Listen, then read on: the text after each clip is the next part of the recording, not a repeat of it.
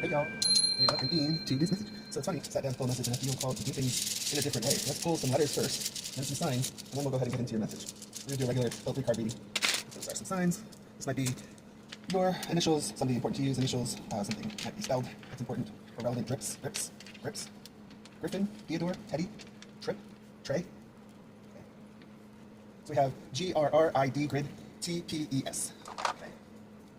And for whoever's watching this message, relevant signs, please. Truth and clarity. Relevant signs. Want to take from the bottom?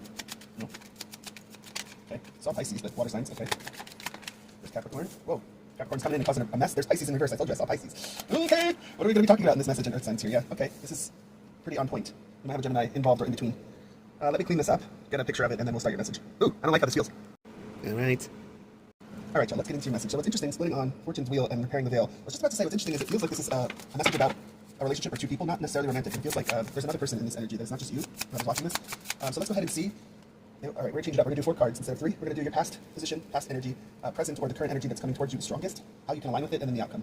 All right, so past energy, so you can get a little context, and you can understand if this message is for you or not. But starting with those signs first and those letters, you'll know. Yeah, okay. We have vanishing mirror, ego, sublimation. Ooh, I don't like the way that this is set up. I can't really see the screen too well, so hopefully this is in focus. So you might have just gone through a dark night of the soul. I'm not laughing about that, it just... Or you came to a realization that you were not seeing things clearly. Okay. Current energy, well, that flipped right out. Deep diver, diving into the task. This is a 10 being completion of a cycle. It's interesting because I see this deep diver going downwards, but what I really get from this is that the image of them reaching the bottom and pushing off of the bottom and like coming up to the top for that. Oh, that's interesting. That breath of air is shattering the mirror. But if this is a past energy, are you re-shattering your ego in some way? Interesting. So bring a completion to the cycle.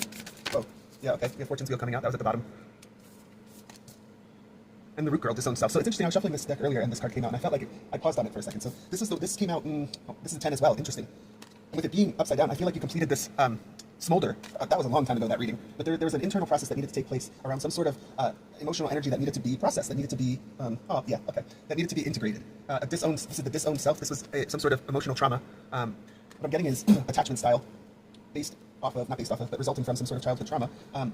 With these thorns here that prevented you from accepting love or being able to receive love or feel worthy of love. And so with this in reverse, you've completed the process of at least having awareness to it and the beginning of the integration of it. I'm getting 2 different things. So when this deep diver first came out, it feels like you already went deep, right? You're already almost at the bottom, and you're about to push off to come back up and complete this process. But for some others of you, it feels like there might be a little bit more work to do, or you might be beginning this process. But it's interesting here that there's a 10-10 going on, and then we have the Wheel of Fortune, which is good luck, right timing, spinning forward, moving forward, the end of cycles, completion. So you've done the work, and it was tough. Why are we talking?